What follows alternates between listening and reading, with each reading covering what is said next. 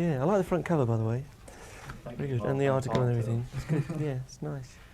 It was like an in-house project because one of my roommates did the article, Ah, and we got a hold of Paul for the cover. great. We It's do nice. extend our apologies to Roger. We just didn't have time to paint the picture. And the other things we had Oh, were yeah. color. We Uh, couldn't convert them down fast yeah. enough. Yeah, Oh. we'll do something about that this time. He'll appreciate that. Yeah, like you said. Yeah. Well, It's hard for drummers to get pictures, actually. He does come off this kit for one number now, so it's never Yeah, quite- there's well, a that's special- why I like using the picture from inside the album. I figured that was kind of tacky and just Yeah. it didn't fit in with the rest. Yeah. I figured he'd probably be more upset over the fact there were 3 Marx Brothers pictures in there than anything else. That's all right. It's good laugh. I'd like to start out by referring to the quote that starts the article where you said you'd never like to see the band get too away from rock or too sophisticated. That was your word. Yeah. Where did that come do you from? see- I don't remember saying it, but it sounds like me. Do you I see said it to Queen as you. more of a rock act?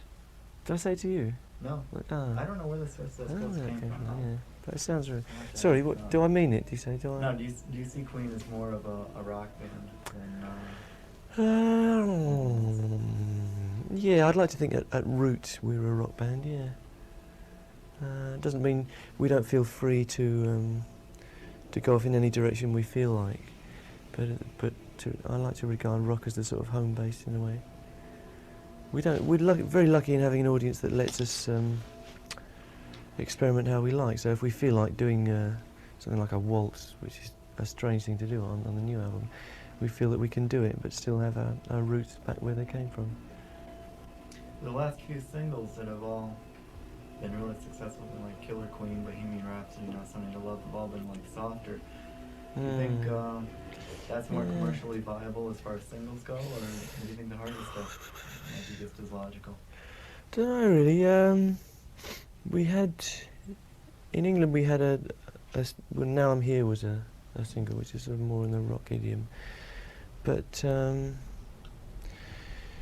the reason that didn't get out in America was because the American record company assured us that Keep Yourself Alive was bound to be a hit, and they wanted to re-release that. So that got released and totally flopped again. So maybe that sort of disturbed the balance of the singles in America. Bohemian Rhapsody we saw as a bit of everything really, because there was a bit of the full harmony stuff and a bit of the sort of rock feel in the middle, and we felt that was a good showcase for the different sides of the band at the time. And not really an instantly commercial single. Well, we thought either it would be a big hit or it would be nothing. You know, it wasn't a sort of standard commercial single. So really, in a way, that's our policy, to put out singles that are fairly representative, but at the same time get to as many people as possible and try and expand our audience. In England, you don't get very many rock successful singles that are real rock. I've got like the new issue of Melody Maker, and they list the top 50 singles of the year, and a lot of them are like really like down the middle of the road and just Oh, it's real off the slush, wall stuff. complete rubbish. I mean, the Yeah. number 1 single of the year was by a band I never even heard of called Pussycat. Oh, yeah. You know, I kept looking because I figured because Bohemian Rhapsody is so big over here, Yeah. you know, and I knew it was sold all in England, and I checked out, and it was like Yeah. number 37. It was like tied with something else. Yeah, but that's, you must bear in mind that's based on adding up points given to chart positions or something, you know. But Bohemian Rhapsody was the biggest selling single of last year, I think. In fact, it's the biggest selling single for, really the year before, yeah. Although it came over into last year. But in terms of numbers, it did sell more than anything else, I think, yeah. But that was a freak single. I don't think we'll ever have another single as big as that, really. I doubt it, really, in England. Because it was the biggest single for 30 years or something. Something ridiculous. Do you see any danger in Queen's albums becoming too formatted in that, like there's a Freddie song, and then there's one of your songs, and one of Freddie's? In the There's always- proportion there's of- one John, and then there's one Roger song. The proportion of writers. Yeah. Yeah, no, that isn't really supposed to be a formula. It's just the way it's worked out, really. There's no reason why it should stay that way. No reason at all. It just seems to work out that way. And did John and Roger only write one song per album? Did Eric they have? John tends to only write one per album. He doesn't have a large output. Roger's got a few more, but it's... Roger maybe writes 2, and and it just happens that we've done one of them, you know. But there's always a lot of songs which we all write, which we don't stick on the album, because we don't feel that they fit in, or we don't feel that that they've reached the right point in their development or something. So it just happens. What normally happens is we'll have about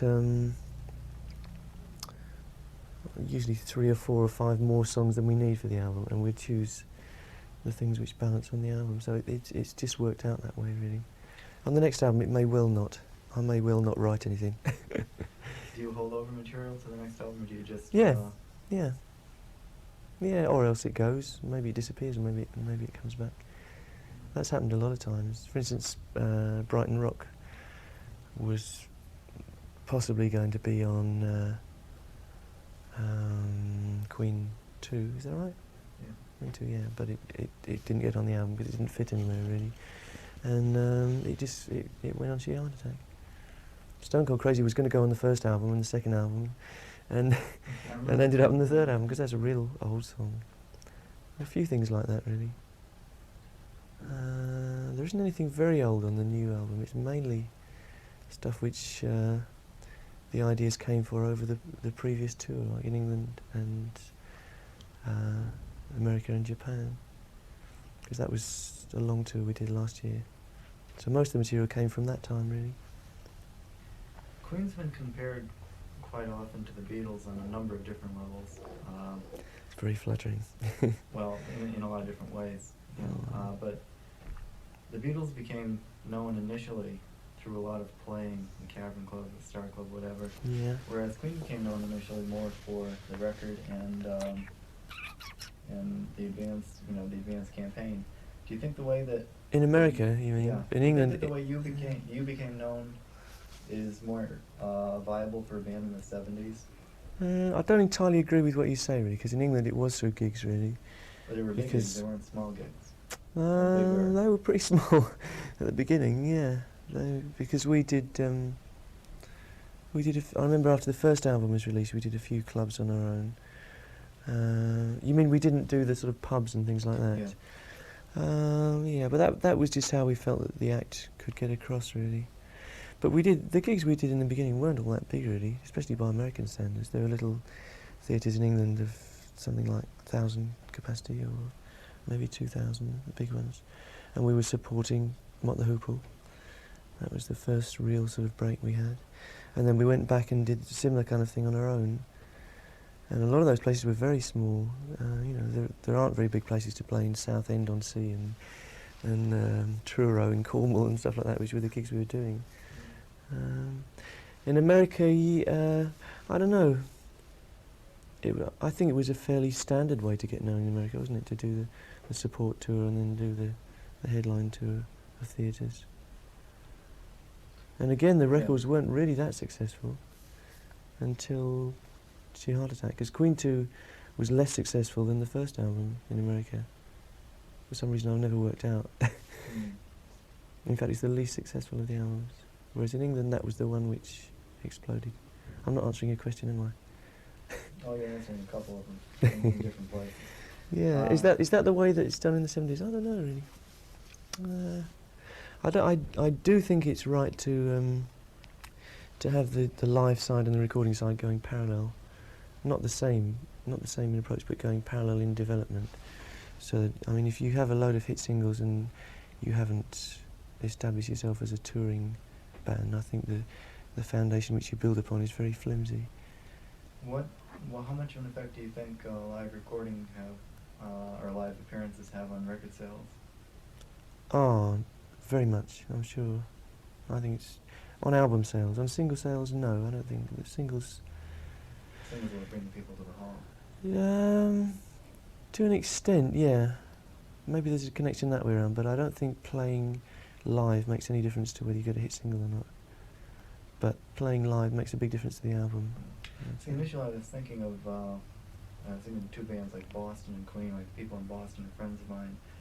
And I've heard a lot about them. bands were made completely like in the studio, or in Boston's case in a basement. And That's an incredible story of Boston. and they broke really without ever having toured. I mean, I saw like the first couple of gigs and they were like, they were frightful.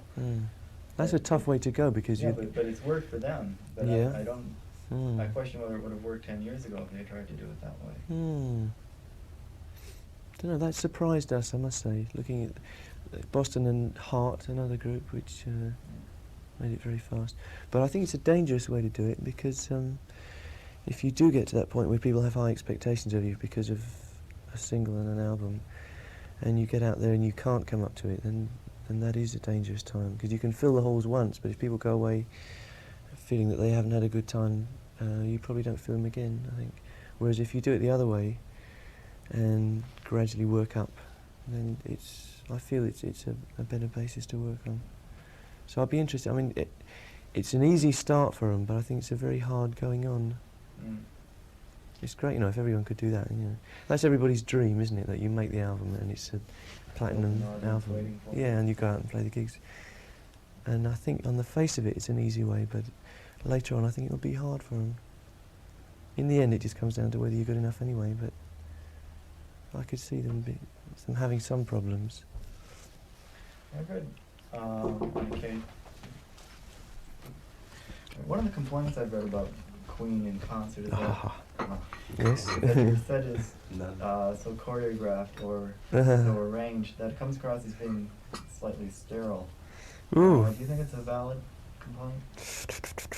May well be. I certainly hope not, but it's certainly a danger we're aware of. It's also something which I think, I think we may have been on the verge of that on the last tour. Hopefully this time I'd say not. The reason being, the stage act evolved right up from the very first gigs we did up to the last tour in a sort of continuous building process. Starting from Keep Yourself Alive and Liar and Doing All Right and those things off the first album. We just kept adding things in and shaping it, and it was more or less a continuous development from that time. And what started off as being a set which had a lot of room for improvisation gradually got compressed, and there was less and less room for stepping out in the numbers. It's partly because we're trying to get a good selection of all the albums in, rather than just chuck out the old stuff and put in new stuff, which I think is not really a good idea very often, because people like to hear what they know. So I was conscious of that on the last tour, feeling that maybe we had made the thing so tight that we didn't have any room for adventure anymore. But this time we've changed a lot of things. We're doing, I think it's 8 numbers which have never been seen in the States before, which is a big change, really. So there's going to be a lot of, I don't know about freedom, but I don't think it's going to be very sterile, because a lot of that stuff's going to be quite hard for us to get together. One of the things is that everything you do in the studio, you use the studio as another instrument, basically. Yeah. And you come out with like a very complete, rounded, Yeah. thought out product at the Yeah. end. Do you feel there's any difficulty in reproducing that on stage, or do you even really make an attempt, a conscious attempt to try and get that No, close to it? we've never really tried. We always thought they were separate things. I think that was one of the earliest things we said. We felt the studio should be treated as a separate exercise to a live performance. And the songs are the same, yeah, but the first requirement on stage is that it should be a show which is entertaining and exciting and all the rest. So everything else comes second to that, I think. Do you think that Queen's albums have gotten mellower since the first down to the current one? I mean, with Sheer Heart Attack being a possible exception to a general trend. Funny you should say that, because I see Sheer Heart Attack as being very rounded and a little bit on the verge of being too slick, really. And I thought the last album was getting back to being more adventurous. Do you mean the relation between sort of loud and soft, really, more than adventurousness? The relation between rock and music hall. Ah. Well, there wasn't any of it. It was all rock on the first album, I suppose, more or less. Except, no, there's a few things. Well, it's like the first two albums were basically. I'm just running out now. Is that it seemed to me that your albums so far have been broken into sets, and like with Sheer Heart Attack kind of being the summation of the first three albums. Yeah, I would And kind of go along with that, yeah. projecting into the future, do you think your next album might be the summation of your Marx Brothers period? Marx Brothers period. Or the type of thing that you're doing now? I don't know. It won't be called Duck Soup. That's what was on yesterday. Oh. What, an American Yeah. television? Yeah, Here, no, Boston yesterday television. I haven't seen that for a while. afternoon. Only because I spoke to Chivis. No, I don't think it will be. I think it'll be something different. I do see this A Night at the Opera and A Day at the Races as kind of a set. There's a lot of connections between the two. But I don't think the next album will be like that at all, no. I don't know what it will be like, but Perhaps that's just as well. I think partly because I think we're going to take it, it's going to be longer before we do the next album. There's going to be a bigger gap, I think, because we're going to do more touring. That's the way it looks at the moment, anyway. Although it seems like it's a long time between albums, for us, we don't really get any time to sit back and think what directions we should be going in.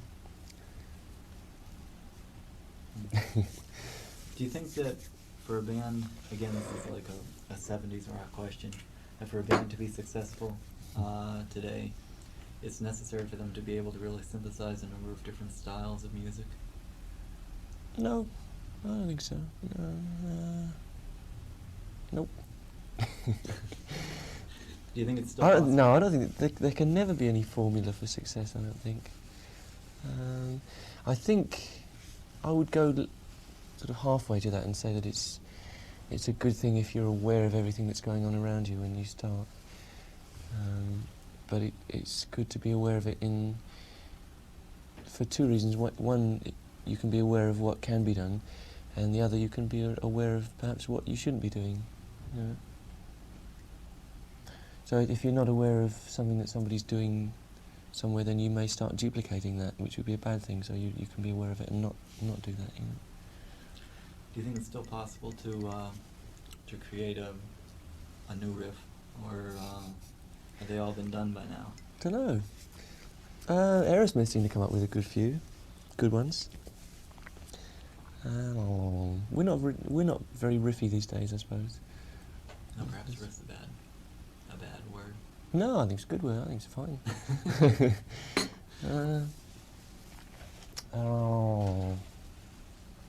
Is it possible to come up with new melodies? Yeah, I think it must be always possible. Yeah.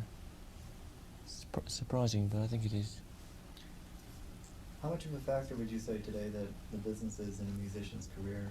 I mean, can you get by just on talent alone anymore, or is that just... I don't think you ever could, really. There's so many talented people I know who never had any success commensurate with their ability. I don't think talent was ever enough, really. You have to have a bit of talent and good handling and a bit of luck. All those things. And if any one of them is lacking, I think, it doesn't happen, sadly. I think we've had a bit of luck and a bit of good handling. A lot of good handling's come from us, you know, but some of it's come from other people. And the talent as well. I hope we got that. Do you think it's possible? Without I don't think anything it's else? possible today. I'm thinking perhaps it might have been to a greater degree a few years ago. But I'm thinking of I used to think so, actually. I used to agree with you, but nowadays I don't think so. So looking back on even people like Cream and Jimi Hendrix and those people, I still think it could have happened that if they hadn't been in the right place at the right time, it wouldn't have happened.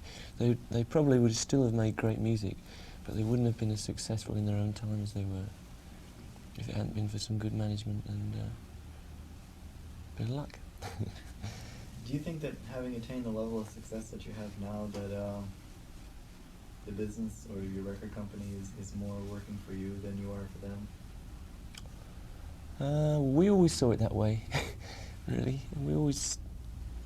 I don't know if I understand the question.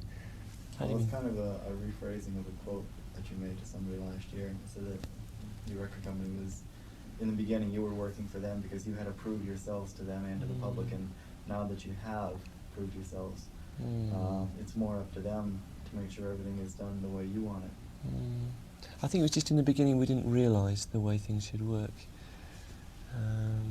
But it didn't take us all that long to realise, and I would say that to any band embarking on a relationship with a record company. The record company has to work for you and not the other way around, even if it seems like it's the other way around to start off with. Because nobody should be directing your artistic development apart from yourself. You know, and it takes a bit of effort for people like musicians to get to understand the way the business works and to understand what's needed to get the music across in the way of publicity and promotion, things like that. I mean, publicity used to be a dirty word to me. I used to think, God, surely you don't need that, you just need to play your music. But if you play it in a vacuum, then you're, to a great extent, wasting your time, I think. And there is the machinery in a good record company to make sure that what you do gets across. And it's up to the band and the band's management to use that to its greatest effect. I think it's all part of doing what you do. Do you think it's harder for a band to become known, to just given the amount of sheer competition that there is? Yeah, I imagine it is. Yeah, it must be. But I think given those three ingredients, which I said, the other ingredient is belief or confidence or whatever you call it. And if you have enough drive and belief that you can make it, eventually I think you can push through.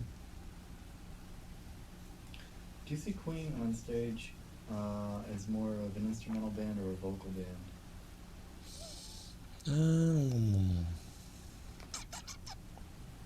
Bit of each, I suppose, really. Which do you think the audience reacts to more?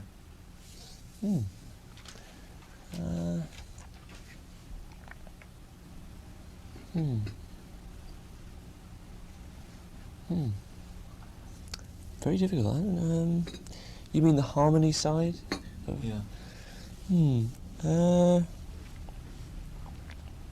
harmony side is very important. I think it's a bit of each, really. I think it's the combination.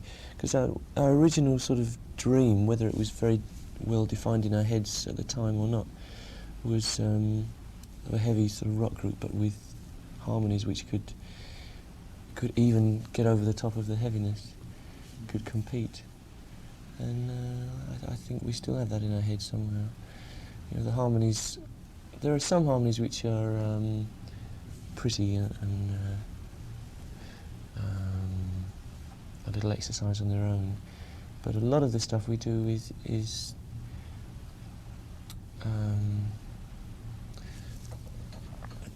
a situation where the harmonies are really competing with the strength of the backing track, the guitar and the bass and the drums on stage, and they compete on equal terms. I think you must have an answer in your head, which you think. Well, I'm thinking. Well, a further extension of that would be, which do you think people react to more strongly on record? And I've always felt that people react more strongly to the instrumental side on stage, unless you have somebody with a really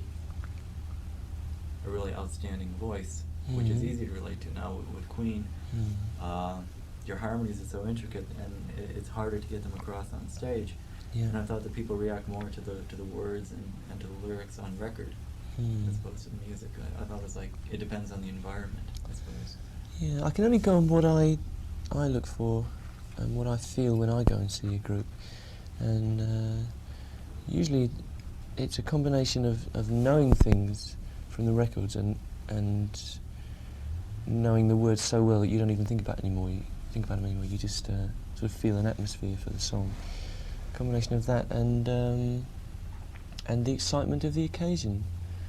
which is partly the band and partly the audience, partly all the other things which go into a gig. So for me, I never sort of separated out going to see a band. I don't think. I never think, well, I enjoy the vocals or I enjoy the It's like a the total guitar. experience. Yeah, and that's the way I think it should be.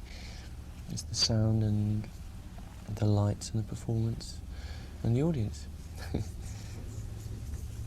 Correct me if I'm wrong, but I think outside of Roger, nobody in the band has done any session work for other people. Do you think that's necessarily a good thing, to do it or not to do it? Do you think you're cutting yourself off from possible new sources of energy, even if you don't? Probably, you don't yeah. run around? I think we have a bit of a lack of playing with other people. Not necessarily through sessions, but just the informal way of jamming with people. It's something which you don't get enough time to do, but it's purely that. I would do more if I had time. We've all done little bits of sessions. I've done a couple of odd bits, actually. But it's really, the group is such an all-consuming thing. It takes 100% of your time. And if it's a choice between doing things for the band and doing things outside, then at the moment we tend to keep it within the band, which I think is good, and that's where the strength of the band comes from.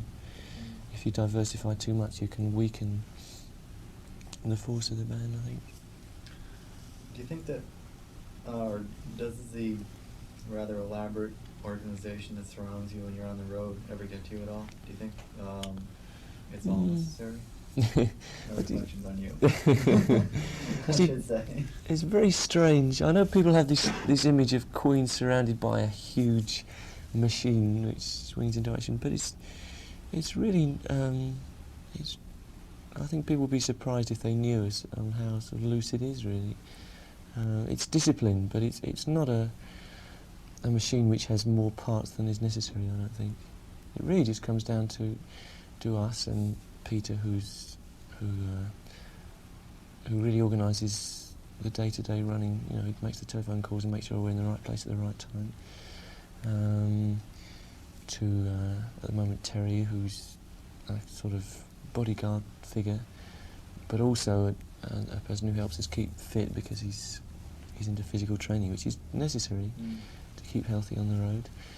And we have Dane, who looks after, I suppose, the appearances side, you know, the wardrobe, and also a bit of the fitness side. And that's about it, isn't it? And we now have a new guy. Yeah, we have Paul, who's really an assistant to Pete, because it can get a bit out of hand. You know, you need someone with you all the time to make sure you're in the right place, but you also need someone phoning ahead. You know. But that isn't a huge machine, really. Apart from that, it's the four of us making sure we're together individually. And outside it's the John Reed office, which really deals with things from a distance. You know, they work in conjunction with the agency and the record company, just making sure that things are organised right from an overall point of view. You know, so and they in turn liaise back with us. So if it comes to working out, say, this tour of the States, the John Reed organisation will work with the agency, and they'll come back to us and see if that's what we want, and then it's down to us, a little sort of pocket, the moving pocket organisation on the road, which is just the 8 of us, really. And then that's leaving out the equipment side, Yeah. but that's, in a way, it's a fairly separate thing once we get going on the road. That's another little pocket which travels ahead of us, really.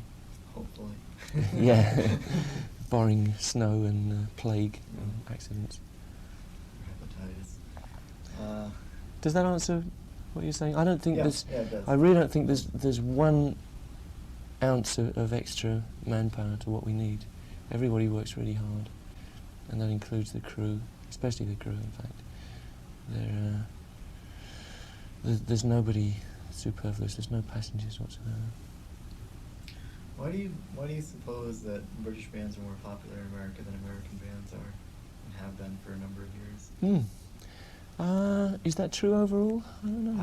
I would say so. Kiss, I said Aerosmith. the biggest concert draws in this country are all British. There aren't that many.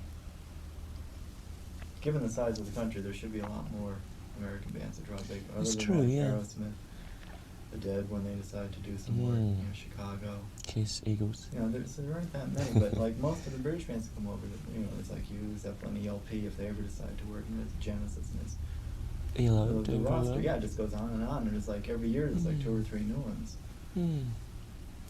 I would like to know. I'm really no better equipped to answer that than you.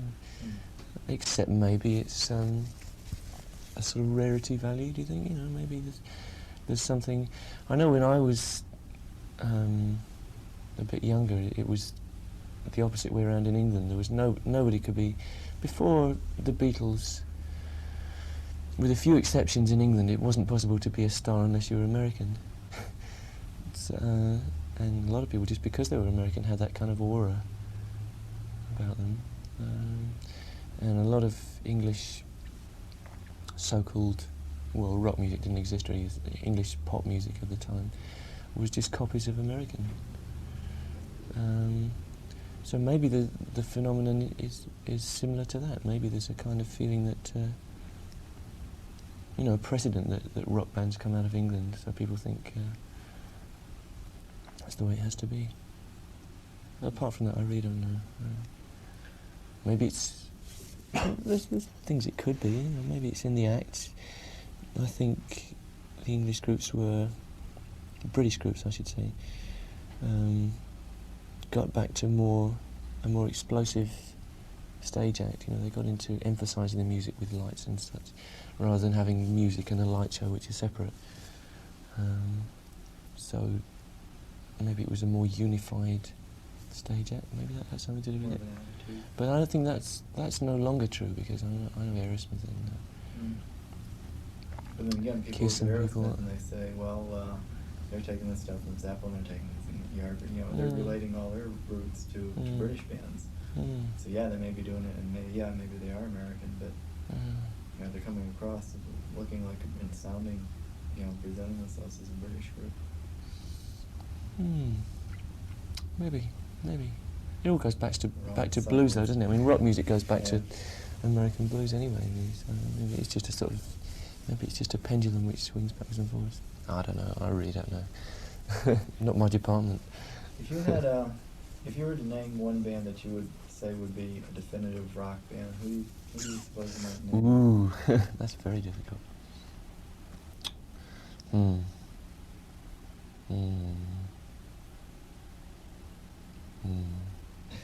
Ums again. Doesn't sound like the tape. Don't print the ums, will you, please? That's my request. Cut out the ums. Somebody did that to me once, and I did an interview for an English paper, and they printed everything, like all the ums, and missed out most of the talking, and it looked really terrible.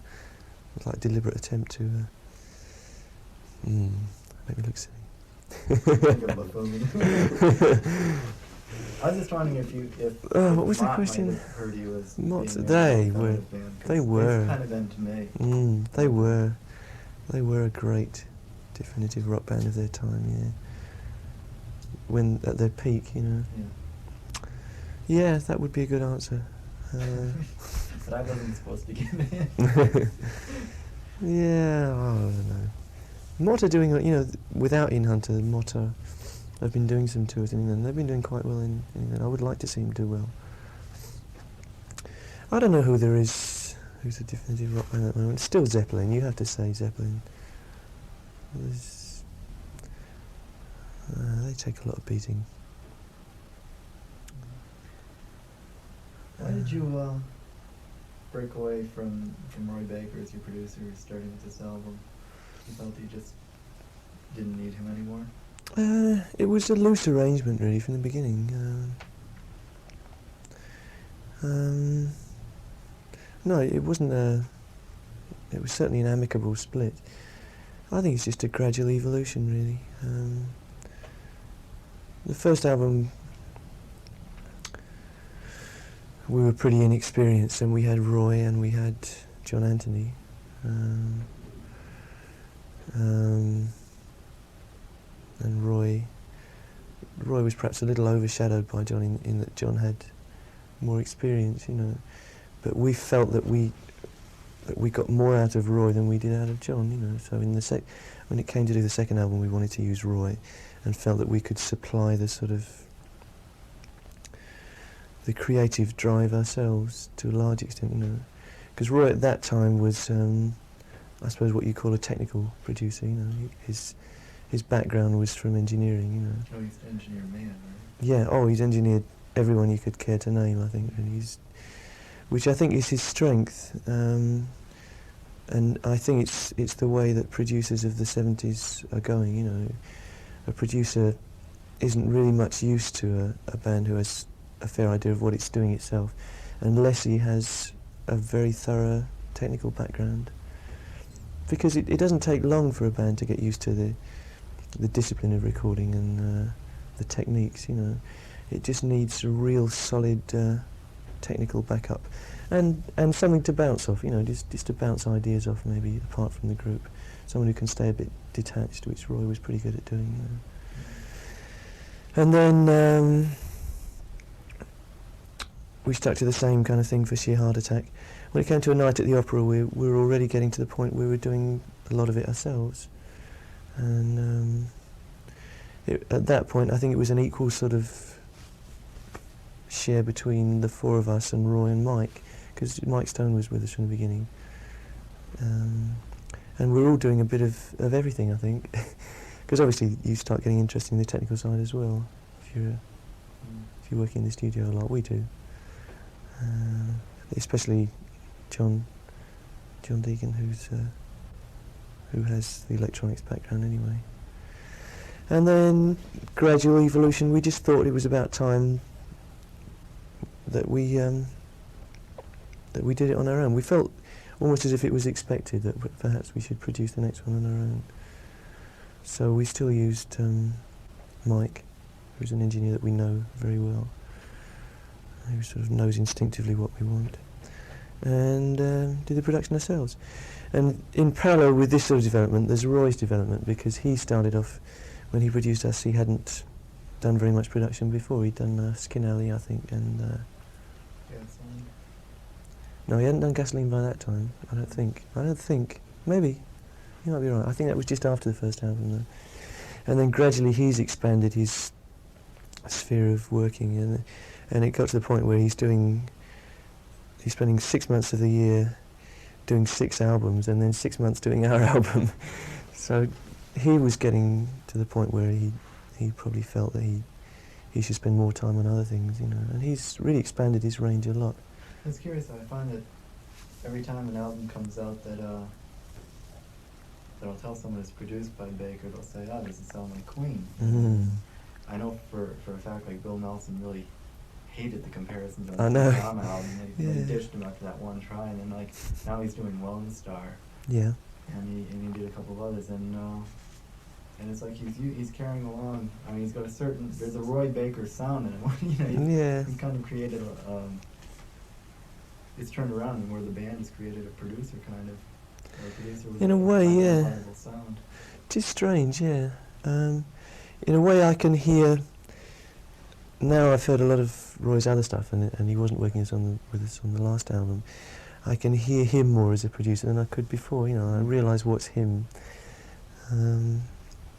But it's bound to happen, really, because we've had a relationship for a long time, obviously over 4 albums, our relationship with Roy, and it's still carrying on, you know. We still see quite a lot of each other, and we still have a lot of ideas, and we're going into various little sort of ventures together. So the connection is still there. And when you get a split of us going off and doing something and Roy going off and doing something, there's going to be the flavour of the combination in both sides, I think. You know, it's bound to happen, you know. And it's impossible to say what came from us and what came from Roy, really. Mm. It was an interaction which worked very well, really. I think that's what it comes down to. How difficult is it for you to maintain any sort of accurate self-appraisal of yourself when there's so much written about you? Do you get to the point where you stop reading things about yourself? Yeah, I don't read so much these Other than days, I your would say. paper? Apart from your paper, yeah. Your article was very well reasoned, I thought. Very good. Well, I don't know. Most of the press, if you go like for the British press, is such a completely unrelated load of rubbish that it doesn't really make any difference to what you think. Because people can say good things and bad things, and none of it's really educated in its approach. So even if you read it, you can more or less ignore it, I think. Because you get the whole spectrum, you know, if you do on any level you get the whole spectrum. You get people who will say this album is a load of shit apart from the guitar playing, which is wonderful, and this album is a wonderful album apart from the awful guitarist. You know, it's there's the complete spectrum. It doesn't really mean anything to me anymore. I think it hurts when you read it if somebody slates you for no reason. Always does. You can't get away from that. But you just learn to put it away a bit quicker, I think. What are your thoughts about the increasing use of, or combination really, of rock with fashion, theatrics, and various other medias? I think it's peaked, actually, the sort of rock and fashion connection. I think that's on the way down, really. I think it's gone as far as it can go, and there's a bit of a reaction already to it, and there's a punk rock and all that sort of stuff. And that's going to have its effect. The last word you said was media, right? Yeah.